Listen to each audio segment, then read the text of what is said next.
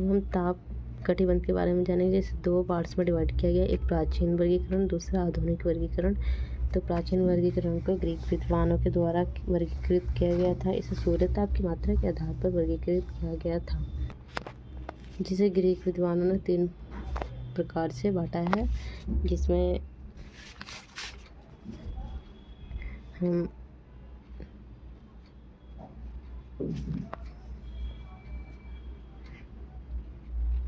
उष्णकटिबंधीय,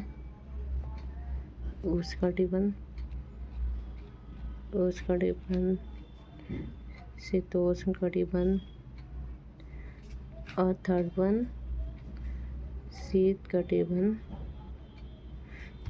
है। जहाँ जो हमारा उष्ण कटिबंध है वो 0 डिग्री से 23.5 डिग्री, शीतोष्ण कटिबंध 23.5 से 67.5 डिग्री और 67 से 90 डिग्री यानी अर्थात ध्रुवों तक मध्य गोलार्ध। अगर हम इसको ड्रॉ करके समझना चाहें तो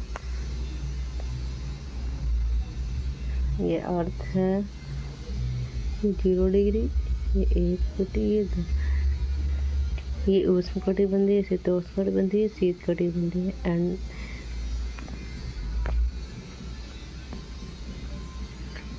ऐसे ही सेम दक्षिण गोलार्ध में भी है। और फिर हम आधुनिक के बारे में देखें तो इसे 4 टाइप्स में डिवाइड किया गया है। 4 टाइप्स में डिवाइड को हम समझने से पहले ये समझते हैं कि इसको 4 टाइप्स में डिवाइड क्यों किया गया है, इसकी क्या फिलॉसफी, क्या आइडियोलॉजी है इसके पीछे।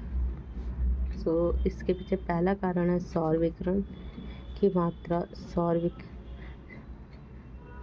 सौर विकिरण की मात्रा समुद्र आप ऐसे समझ लो, बाद में आपको नोट्स मिल जाएंगे। समुद्र तल से ऊंचाई, यानी कि जैसे ये सी है, इससे इसकी ऊंचाई हाइट, और समुद्र तल से दूरी डिस्टेंस एंड प्रचलित, और जो पवनें चलती हैं वो महासागरीय जलधारा,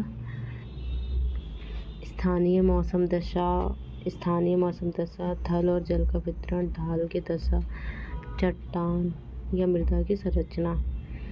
इन्हीं कारणों के आधार पर 4 ताप कटिबंधों को बांटा गया है, जिसमें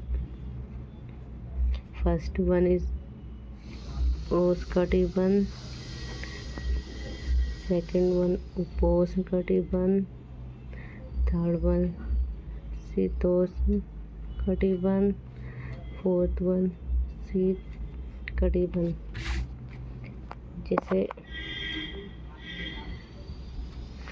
जिसे डायग्राम के मध्य समझना चाहें तो 0 डिग्री है, 1 2, इसी प्रकार से हम दक्षिण गोलार्ध में भी होगा।